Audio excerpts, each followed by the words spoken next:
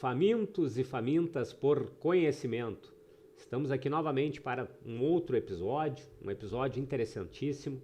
Então sejam todos muito bem-vindos ao nosso canal Imóveis Lifecast e espero que vocês gostem do tema de hoje. Hoje nós falaremos sobre documentação imobiliária, ou melhor, descomplicando a documentação imobiliária, né? E temos uma convidada um tanto quanto especial, né? Ingrid Nedel Spor. Ingrid, seja muito bem-vinda. É um prazer. Bom dia. Obrigada. Tudo bem? Tudo bem? Então, vamos lá. Antes da gente começar aqui, eu quero reforçar os nossos parceiros, Evol Marketing Digital e a Sonido Produtora aí, que tem nos apoiado aí nessa nossa jornada, Ingrid. Bom, Ingrid, começando aqui o nosso podcast, aqui eu vou falar um pouquinho antes sobre a Ingrid. E a Ingrid, se por acaso eu falar algo errado ou esquecer de algo, por favor, me corrige, tá?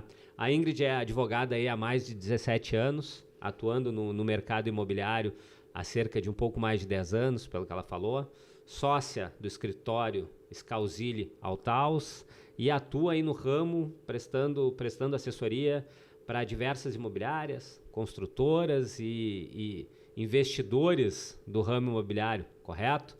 É isso aí, tá correto. Legal, bacana. Ingrid, então assim, antes da gente entrar bem no nosso tema em específico, eu queria que tu nos falasse um pouquinho sobre a tua jornada aí no mercado do direito imobiliário, aí, o que tu poderia colocar os nossos ouvintes aí ao par aí dessa jornada. Claro que sim.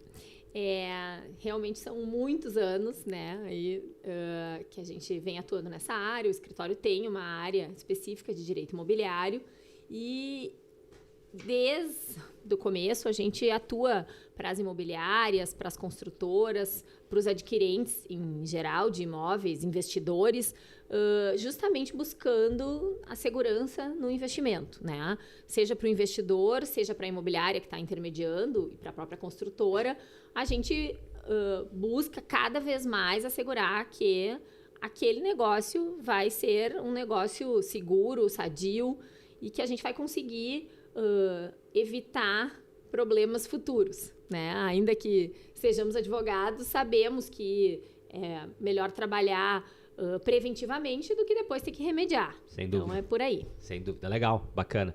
Tu mencionando essa questão de advogar para construtoras ou clientes, investidores e tudo mais, eu recordo de um negócio que a gente fez, aí não me lembro, acho que há uns 2 anos atrás, mais ou menos 3 anos. A pandemia faz a gente perder um pouco a noção aí, né, do tempo. Mas deve fazer uns 3 anos atrás que nós estávamos fazendo lá na nossa imobiliária lá a venda de um imóvel e o comprador tinha que mandar as minutas para análise e tal, e ele disse, vou mandar para meus advogados, e daí a gente perguntou, quem são? Natural, né? A gente perguntar, quem são os teus advogados? Ele falou, não, é a Ingrid da Scalzilli, daí nós, não, então tá tudo certo. Estamos em casa. Estamos em casa, a Scalzilli também cuida da nossa parte jurídica, então foi uma feliz coincidência, né? Bacana. Mas assim, Ingrid, pensando no aspecto aí que a gente fala, que nem tu falou assim, da saúde do negócio, e se a gente for pensar na questão de due diligence, ou na coleta prévia de documentação, assim, o que que tu imagina que seja a grande importância e relevância que isso tem na atuação prévia para saúde do negócio, que nem tu mencionaste, né? O que a gente vê cada vez mais, né? As pessoas estão cada vez mais preocupadas com negócios seguros.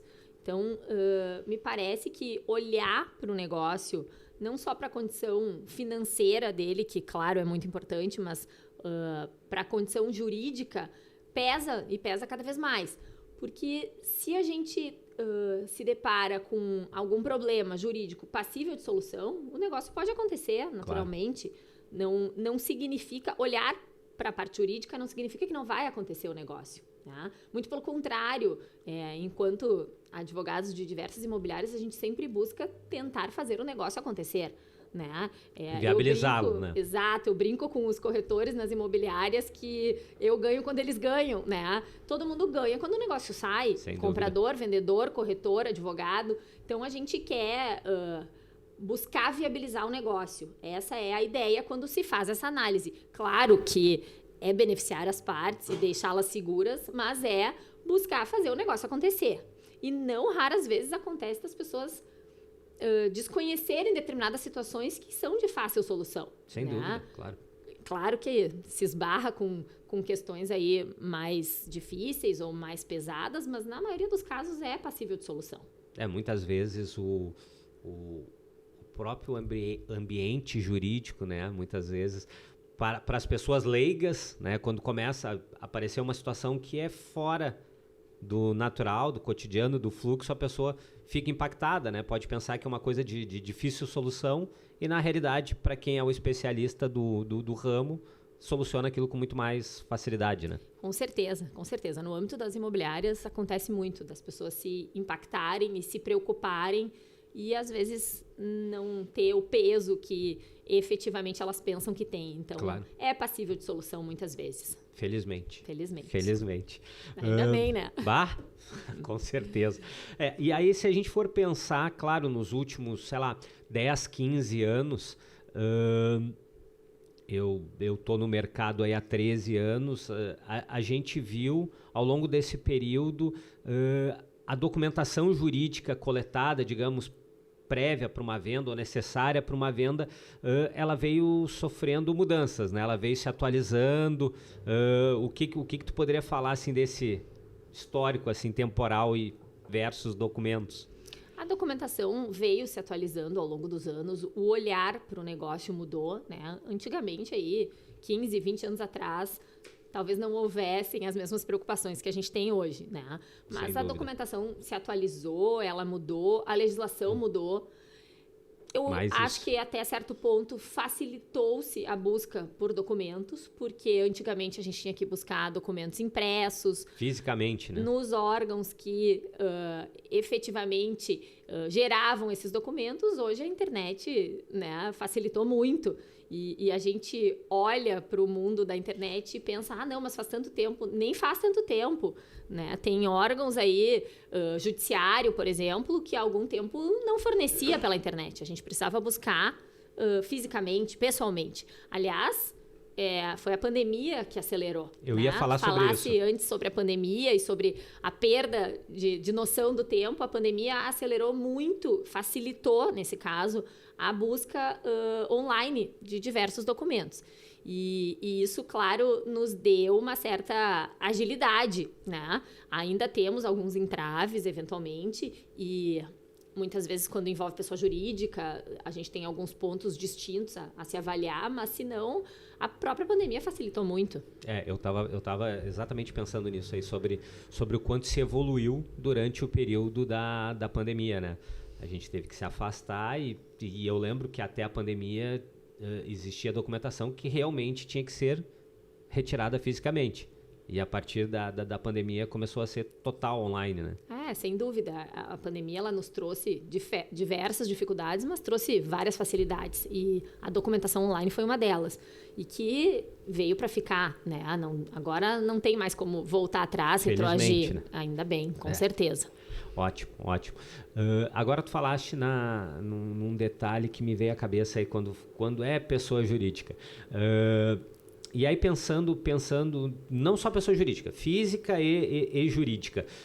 Quando a gente for fazer uma emissão de negativas, de certidões, de documentos necessários para uma venda, quais seriam esses documentos que tu julga, assim, digamos, essenciais ou minimamente essenciais para uma venda segura? Veja só, quando a gente vai fazer um negócio, a gente precisa olhar para quem está envolvido no negócio. Quando a gente fala de uma venda, né, vamos pegar aqui uma venda simples, né? Quem são as pessoas envolvidas? O vendedor, comprador, o imóvel, né? Independente do vendedor ser pessoa física ou jurídica, a gente precisa olhar para ele. Claro. Proprietário, né? Incrivelmente, às vezes, o vendedor não é o proprietário. Chocante. É verdade. Então, o que eu diria? Eu diria que se tu fores olhar para o imóvel, tu tem que pegar a matrícula, IPTU e condomínio, é o mínimo, né? Até porque a gente sabe que dívidas de IPTU e condomínio vão junto. Então, comprador, juridicamente falando, comprador comprou aquele imóvel com dívida, ele está comprando uma dívida. Então, a gente precisa evitar que isso aconteça e, às vezes, solucionar, como eu disse antes. Às vezes, a gente coloca no preço, desconta do valor, o comprador paga, há uma solução. Claro.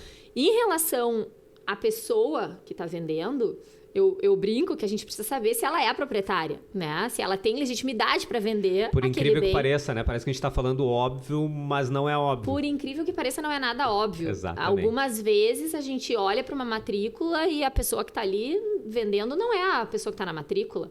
E também tem solução, né? Então, olhar para a pessoa que está vendendo ou para o proprietário é olhar para a vida dele como um todo, é saber se ele de fato é o proprietário, se ele pode vender, se ele pode vender sozinho, porque daqui a pouco ele é menor de idade, ou ele é casado, ou ele é interditado. Será que ele pode mesmo vender? E se ele pode, né? Se ele é o vendedor, se tá tudo certo, ele realmente tá vendendo um bem que ele não tem nenhum risco, ele não tem nenhuma demanda que possa, no judiciário ou fora dele, causar um risco para aquele imóvel. Porque a gente sabe que existem demandas que tramitam no judiciário ou até fora dele, por exemplo, no âmbito da Receita Federal, um exemplo, que às vezes não estão lá registrados na matrícula. Sim. Né? E a gente vê aí que até a legislação, ela nos traz a possibilidade de tu asseverar que se não estiver na matrícula não se poderia opor. Não é bem assim, né? Quem está comprando ou está vendendo normalmente está assessorado por outra pessoa, claro, mesmo pela imobiliária, e precisa olhar para a vida do vendedor e ver se de fato ele está querendo vender ou se ele está querendo se livrar de um problema. Claro, e jogar o problema no colo do comprador. Passar adiante o problema. Perfeito. Então, como a gente atende muitas imobiliárias, a gente também se preocupa em saber que a imobiliária precisa buscar essas informações. Faz parte do trabalho dela. Sim, e quando não faz parte do nosso. Até para evitar uma futura demanda para essa imobiliária que é a prestadora, né? Então, eu diria que, em relação ao vendedor, olhar para o judiciário e para a esfera da Receita, que hoje a gente tem federal, estadual e municipal, é o que pesa numa venda. Por quê? Porque ali tu consegue ter uma visão ampla do que aquela pessoa realmente está fazendo, do porquê que ela está vendendo, se ela pode vender, né? E entender que essas certidões, elas não são feitas para atravancar o negócio. Pelo contrário, elas são feitas para deixar o negócio seguro. Sem dúvida. E aí eu volto lá pro ponto que eu falei antes. Eventualmente a gente detecta coisas que nem mesmo o vendedor sabia. Eu me lembro de um caso, enfim, se eu fosse contar casos aqui, eu passaria a manhã contando casos, mas... Nós teríamos um programa longo com bastante casos legais, mas certamente. Mas eu me lembro de um caso em que o vendedor tinha uma empresa e ele me dizia, não, eu já fechei a empresa. E aí a gente foi atrás do contador e, de fato, não tinha ocorrido a baixa da empresa. Então, às vezes, o próprio vendedor se surpreende. Não tinha nenhum problema, né? Foi só o fato de que eu pedi para analisar a empresa e ele me sustentava que essa empresa não existia mais. Então, às vezes, são coisas simples, principalmente quando tem envolvida pessoas que não são investidores ou estão fazendo negócio com o primeiro imóvel ou um tem um maior imóvel. Desconhecimento, né, do assunto. Exato. Pessoas mais simples que desconhecem o assunto, às vezes ficam com medo, como tu dissesse. E a gente também precisa expor para elas que não necessariamente não vai ser possível fazer o negócio, né? Então, é isso, é olhar para o imóvel e para a pessoa e fazer um raio-x da questão para verificar se é possível fazer o negócio e se ele está devidamente assegurado. Não, e legal agora, tu falando isso aí, me vem à cabeça uma expressão que talvez seja essa, que nem tu disse, olhando para o negócio, olhando para o imóvel, olhando para as pessoas, e tu pegando um cenário de pessoas que desconhecem, que obviamente não têm a obrigação de ter conhecimento sobre aquilo, é quase que tu humanizar aquela situação. Perfeito, exatamente. Né? Me veio isso aqui, eu nunca tinha pensado a respeito disso, mas falando isso, me veio esse olhar humanizado, né, do negócio, né? E essa situação que tu falou do vendedor que tinha uma empresa que tinha dado baixa e não sabia, achou que tinha, mas não tinha. Eu me recordo de uns 3, 4 casos similares assim, ao longo dessa jornada. Eu acho que se a gente fosse contar casos, a gente teria muitos, mas muitas vezes as pessoas não se dão conta que Estado Civil reflete na venda de um bem, né? Um menor de idade não pode fazer um negócio sozinho. Claro. E não necessariamente um pai e uma mãe vão poder assinar. O cartório não vai aceitar, o tabelionato não vai aceitar. Então, a gente busca uma solução aceitável. E não raras vezes acontece de a solução passar por uma outra assessoria, né, jurídica, de buscar um alvará via judicial ou de fazer um inventário que hoje pode ser feito num tabelionato. E, às vezes a pessoa já faleceu e os filhos querem vender e nunca fizeram o inventário. Então, passa por tu buscar outras soluções que vão viabilizar a venda. Sem dúvida. E também não impede da venda ser feita naquele momento, porque a gente pode, num contrato, prever obrigações futuras e ali colocar prazos para que se resolva a situação do imóvel para se concretizar a venda. Claro. Pô, e agora tu acabou também de citar outra coisa que certamente houve um aumento de demanda, porque tu vê, a gente já citou 2 vezes, vai citar a 3ª vez agora o aspecto pandemia, né? A pandemia, por razões óbvias, teve um aumento substancial de óbitos, né? Exato. E também, em virtude disso, a gente teve uma série de movimentações de negócios que envolviam inventários. Daí tu falou agora inventários, eu me lembrei disso. A gente teve durante aquele, 2020, 21, até meados de 22, um aumento muito grande de negociações em que o bem envolvia a solução do inventário, justamente por causa do excesso de óbitos durante a pandemia, né? Perfeito. E, na verdade, a gente vê reflexo da sociedade, eu diria, e não da pandemia, que nem sempre as pessoas buscam resolver naquele momento. Porque o momento do óbito, ele é um momento que às vezes não propicia a solução de questões jurídicas. Sem dúvida. Né? A cabeça está em outro lugar, a pessoa está consternada com o momento e acaba deixando. E às vezes, e não raras vezes, eu escuto a pessoa dizer, quando eu vender eu resolvo. Quando eu achar um comprador eu vou solucionar. Já ouvimos essa frase Por muito. quê? Porque muitas vezes tu depende de valores para resolver um inventário que uma venda pode te trazer. Então, o momento da venda ele pode ser um momento da solução. Né? Diferente um pouco, talvez, dos divórcios, onde as pessoas buscam solucionar as coisas naquele momento. Mais rapidamente. Ou até não, porque às vezes preferem vender em conjunto, em função de tributação, de diminuição de custo. O inventário não é o momento em que as pessoas sempre resolvem. Às vezes elas deixam para depois. E esse deixar para depois pode nos trazer o momento da venda. E resolver no momento da venda não é um problema. Né? Pelo contrário, talvez seja a solução para aquela família que quer se desfazer do patrimônio e não teve como resolver momentos antes. Ele é só mais uma etapa na hora da venda lá. Perfeito. Que pode ser um mini obstáculo, mas é só mais uma etapa. Exatamente. Né? Legal, bacana. E aí, pensando nesse aspecto que estava falando de documentação, da gente atuar previamente, de pensar sempre que a gente está primando pela saúde do negócio, essa é uma máxima, penso eu, né? E que também a ideia é atuar preventivamente, né? Se tu fosse dar uma dica aí para o nosso principal público aqui são os corretores, né? Mas a gente acaba tendo um público que também não é só de corretores. Se tu fosse dar uma dica para o nosso público, assim, pensando previamente, qual dica tu daria antes de eles fazerem qualquer negócio, de assinar qualquer documento? Que dica técnica, jurídica, de especialista tu daria? Eu diria que fazer o negócio sem análise prévia é um risco que não vale a pena correr. Não vale a pena para as partes, não vale a pena para o corretor, não vale a pena para ninguém. Então, se eu fosse dar uma dica, né, diante da facilidade da retirada das certidões hoje em dia, e até de uma facilidade de análise, porque elas não são complexas, é fácil de se analisá-las, eu diria que não se fechem negócios sem se fazer essa análise, porque o judiciário ele ainda é muito maleável, né? Em alguns momentos a gente tem entendimentos de uma maneira, em outros de outra. E a nossa preocupação é que no futuro a gente não olhe para trás e veja um negócio comprometido por uma análise que poderia ter sido feita e não foi. Né? Eu levar uma discussão para o judiciário a respeito de um bem, se houve uma fraude na venda, se não houve, enfim, é muito difícil de assegurar que, sem a análise das certidões, eu não terei um problema futuro. Claro. Então, eu diria que quem promete vender sem fazer essa avaliação está equivocado. Né? Para mim, é uma máxima bem, bem importante.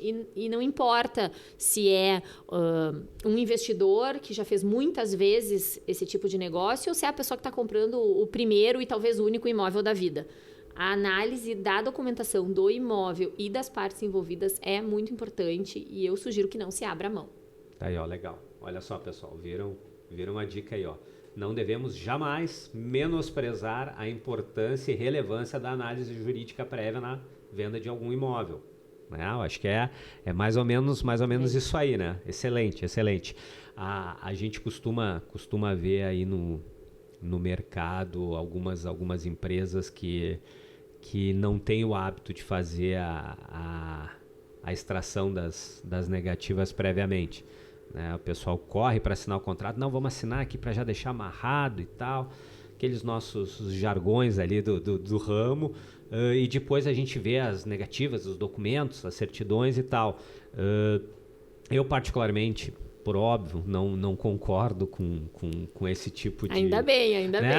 Não, imagina se salvos. Estaremos já num conflito aqui, né? Mas é óbvio, né? Que a gente não concorda com isso, a gente salienta sempre para os clientes, para as partes e para os próprios corretores, quando dá caso de ter algum novo profissional que começa a trabalhar conosco, a gente sempre tenta deixar isso aí o mais claro possível, como é a forma que a gente considera ser a correta de trabalho. Né? Então é importante tu ter salientado isso, mencionado, porque vai bem ao que a gente pensa, né? Legal. O corretor, em último aspecto, ele precisa lembrar que ele é um profissional autônomo que está prestando um serviço. E que, como prestador de serviço, ele também tem o risco de, eventualmente, ter uma demanda contra ele por um serviço mal prestado ou por um serviço prestado não de forma integral. Então, eu tenho no escritório mais de uma demanda que envolve corretores, envolve imobiliárias que supostamente não prestaram o serviço completo. Então, como qualquer outro profissional, um médico, um dentista, um advogado, o corretor, ele não está a salvo de ter demandas contra ele. Ele é um corresponsável, poderia dizer nessa... Ele talvez não venha a ser responsável por algumas questões, mas por demonstrar que ele fez o trabalho dele de forma completa, sim. Entendi. E a forma completa, segundo o entendimento do judiciário, comporta a apresentação das certidões. Claro. Portanto, completo é apresentar o que deve ser apresentado. Ou seja, a ausência delas não seria completo. Perfeito. E dar à parte o direito de decidir se ela quer manter o negócio com risco ou se ela não quer, né? Porque a vontade das partes é soberana. A vontade das partes é soberana. O que a gente costuma fazer, e eu não canso de dizer, e até brinco e digo para minha equipe bastante isso, se a parte quer, mesmo com risco, ok, então a gente vai prever no contrato, que afinal é o documento que vai ser formatado para venda, o risco que está se assumindo, até para tirar o risco do colo do corretor, do colo do advogado, enfim, né? Então, busquem as certidões. Vale a pena, o custo é mínimo, porque a gente paga eventualmente pelas positivas. Uma positiva no judiciário custa R$6, R$7. É um custo mínimo, não compensa não buscar. Exato. E se assegurem de que no contrato vai constar que o trabalho de vocês foi feito, né? Se depois a parte vai se arrepender ou vai surgir um problema, a gente buscou resolver o problema antes, né? Agora, se ela comprou o risco, bom, aí a decisão é dela. A decisão é dela, exatamente. Mas aí nós sairemos ilesos. Bem colocado. Bacana. Ingrid, eu vou começar finalizando aqui, te agradecendo, né, dizendo que foi uma satisfação passar esse tempo aqui conversando. Esse é um tema que eu particularmente gosto bastante, o tema jurídico, a parte de documentação. Eu acho que ela é fundamental, essencial. Então, conversar certamente me enriqueceu aqui esse tempo, vai enriquecer quem dedicar o tempo a ouvir o nosso podcast, né? Principalmente aqueles que ficarem ouvindo até o final, né? Então, foi um prazer te ter aqui conosco. Eu que te agradeço pelo convite, eu também gosto muito do tema, muito mesmo. Fico à disposição que vocês precisarem. Excelente, excelente. Pessoal, e a gente vai chegando ao final de mais um episódio, agradecendo a Evol Marketing Digital, ao Sonido Produtora, os nossos parceiros, e aí desejando que todo mundo esteja em condições de assistir o nosso próximo episódio, né? Por favor, entre no nosso canal do YouTube, Imóveis Livecast, no nosso Instagram, no @Imóveis Livecast, no Spotify e demais plataformas digitais. Até lá, famintos e famintas!